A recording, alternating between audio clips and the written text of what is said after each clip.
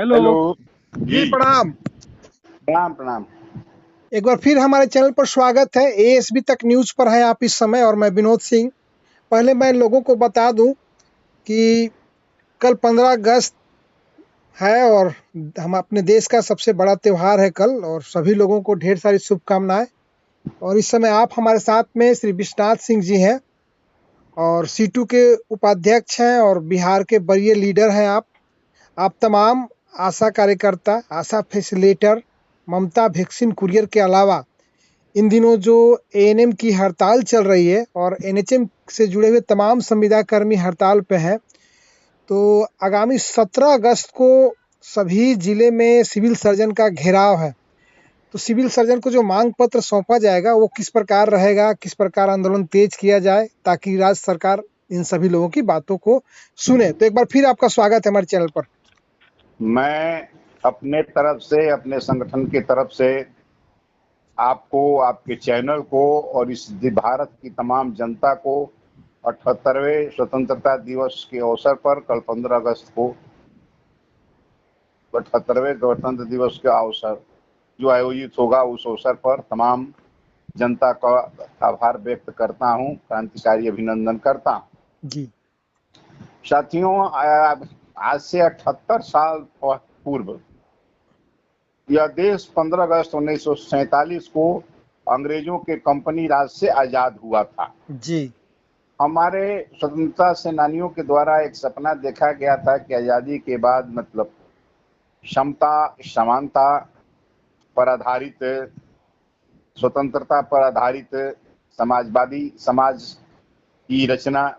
आने वाली सरकार के द्वारा की जाएगी जी और इस दिशा में कुछ हद तक बढ़ने का प्रयास पंडित जवाहरलाल नेहरू के द्वारा किया गया था। जी कुछ हद तक राजकीय समाजवाद लाने का प्रयास कर रहे थे, जी लेकिन जब मजदूर राज का रूस में उदय हुआ 1917 में, उसके बाद जो पूंजीवादी देश भी थे, उन लोगों ने भी मजदूर बगावत नहीं करे, इसके लिए उनको सुविधा देने की शुरुआत। जी और शुरुआत होते होते धीरे धीरे इस देश में हम लोगों ने, कर्मचारियों ने संघर्ष करके एक छठा वेतन पुनरीक्षण समिति लागू होते होते एक मतलब वेतन मानदेय संतोषजनक तो नहीं, लेकिन एक अच्छा खासा प्राप्त कर लिया था। जी क्योंकि वेतन के संबंध में फार्मूला यही है, डॉक्टर आर्काइड का फार्मूला, जो 1957 में मतलब त्रिपक्षीय जो सम्मेलन हुआ था, जिसमें मतलब इंटरनेशनल लेबर ऑर्गेनाइजेशन के लोग थे, भारत सरकार की मजदूर संगठन था, उसमें ही तय हुआ था कि मतलब दो डॉक्टर आर्काइड के फार्मूला के आधार पर वेतन दिया जाएगा। जी डॉक्टर आर्काइड के फार्मूला के अनुसार 2400 कैलोरी खाने के बराबर, ऊर्जा के बराबर 3 यूनिट का परिवार मानते हुए उसको 2400 कैलोरी ऊर्जा के बराबर भोजन में का खर्चा, उसके लिए वस्त्र का, मोटा वस्त्र का खर्चा और अन्य जो विभिन्न खर्चे हैं, ये जोड़ते हुए जो न्यूनतम वैधानिक मजदूरी की गणना की गई थी जब 6PRC लागू हुआ था, जी उसके हिसाब से ही हम लोग किसी को न्यूनतम 26,000 रुपया वैधानिक मजदूरी की मांग करते हैं, जी जबकि सरकार ने छठा वेतन पुनरीक्षण समिति में 18,000 रुपया न्यूनतम वैधानिक मजदूरी तय किया है। जी लेकिन जैसा कि 1917 का हमने जिक्र किया कि रूस में जो मजदूर सरकार आई थी, उसके बाद जो सुधार होना शुरू हुआ,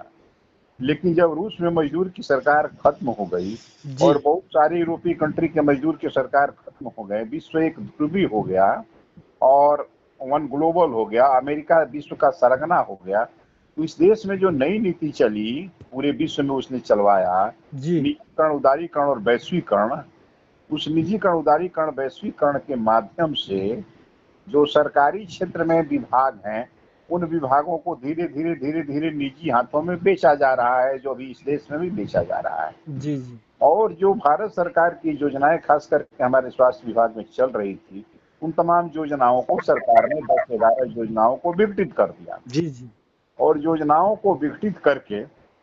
भारत सरकार ने 18 राज्यों में जो स्वास्थ्य की स्थिति मानक कमजोर था,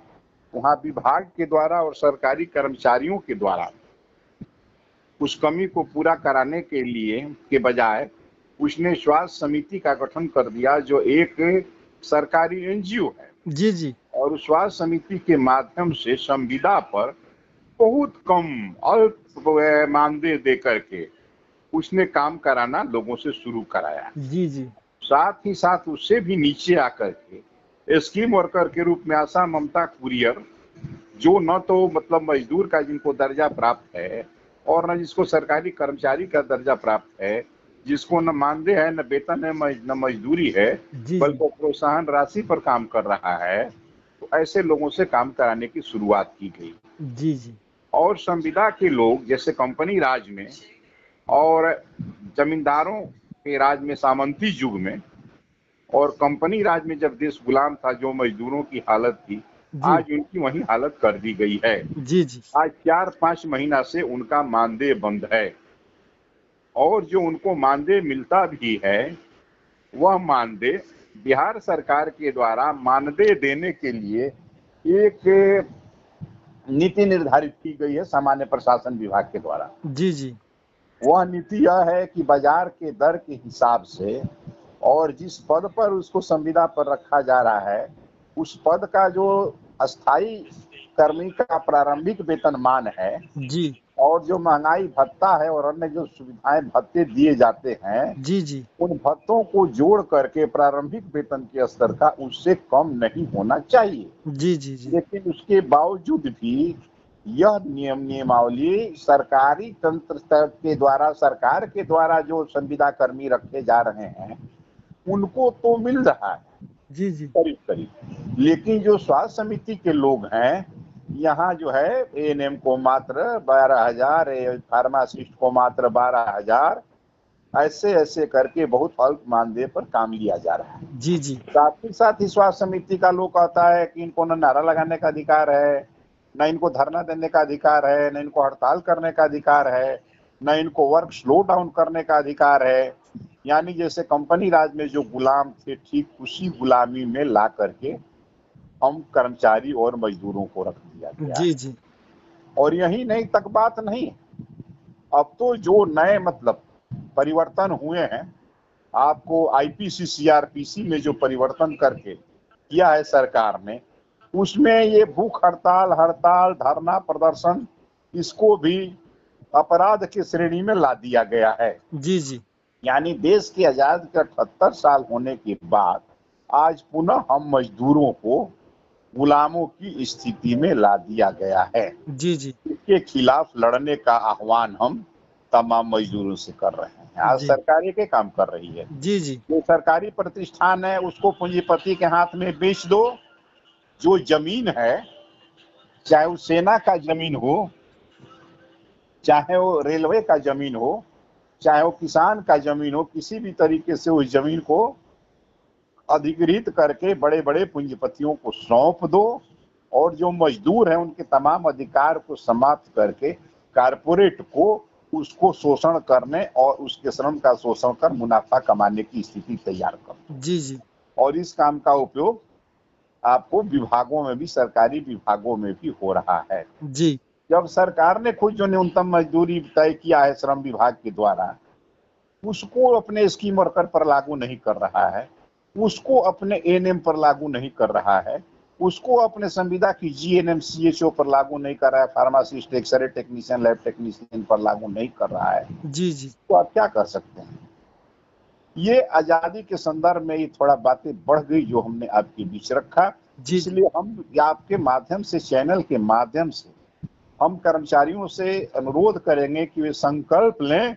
ये जो दूसरी गुलामी हम पर थोपी गई है, जो दूसरी आजादी की लड़ाई हमें लड़नी है, इस आजादी की लड़ाई को हम बिना डरे लड़ेंगे। जी जी क्योंकि आजादी का जो पहला लड़ाई शुरू हुआ, जो पहला संग्राम 1857 में,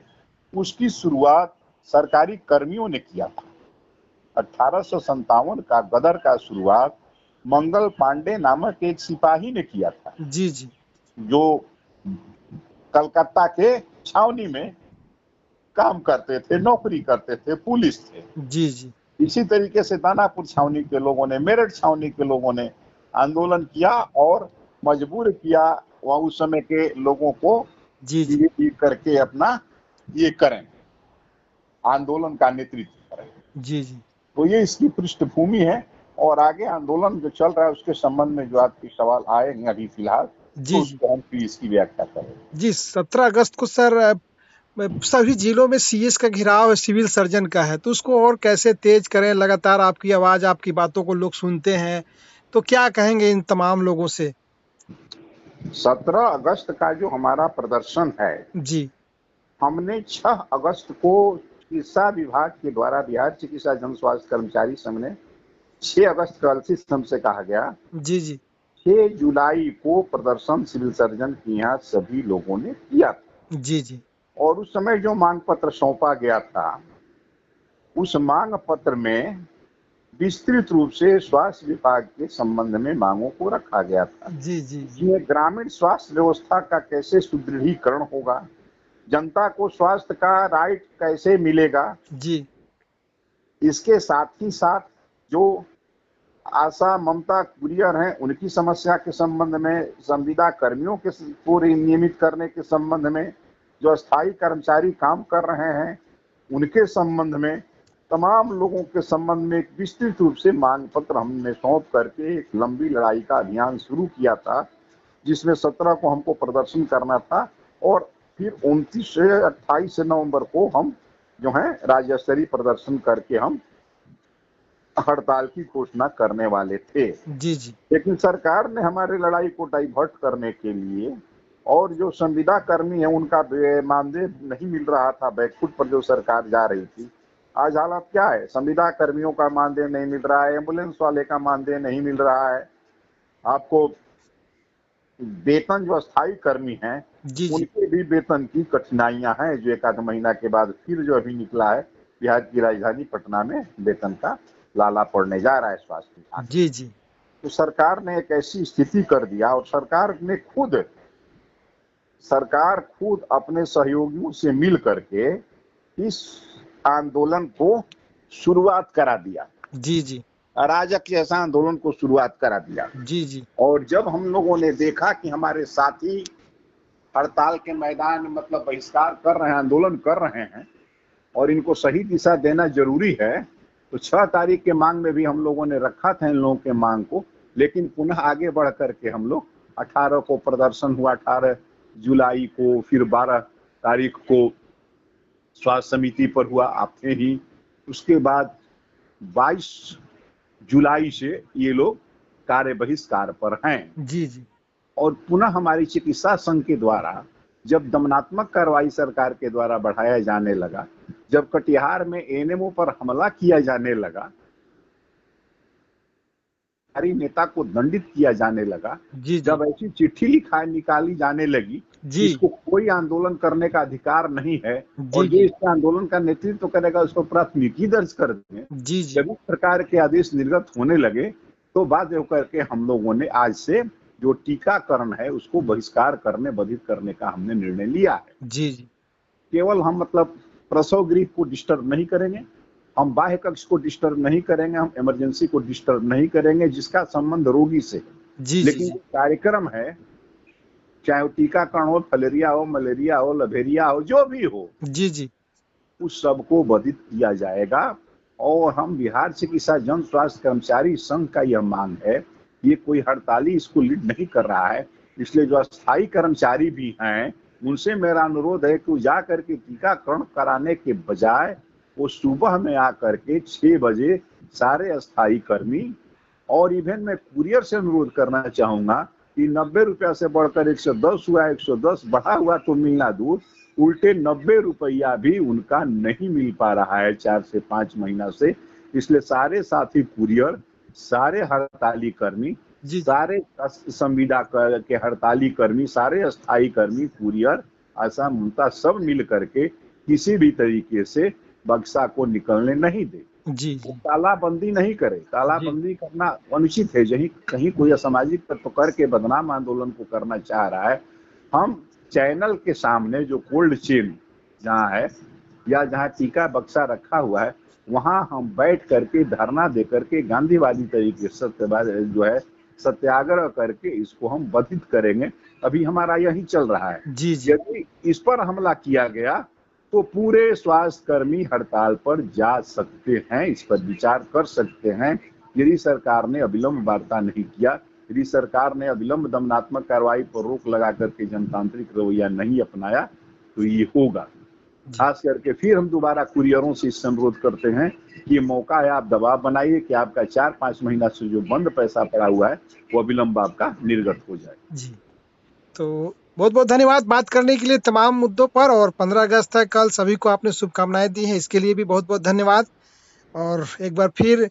आशा करते हैं कि सभी लोगों को पूरी जानकारी मालूम हो गई होगी। जो हमारे एएनएम है, आशा फैसिलिटेटर, ममता, वैक्सीन कुरियर के अलावा एनएचएम से जुड़े हुए तमाम संविदा कर्मी, तो बहुत बहुत धन्यवाद हमारे साथ बने रहने के लिए सर।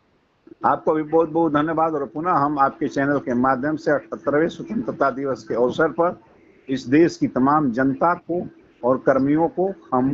का अभिनंदन करते हैं और ये संकल्प लेते हैं कि इस देश की एकता, अखंडता और संप्रभुता, स्वतंत्रता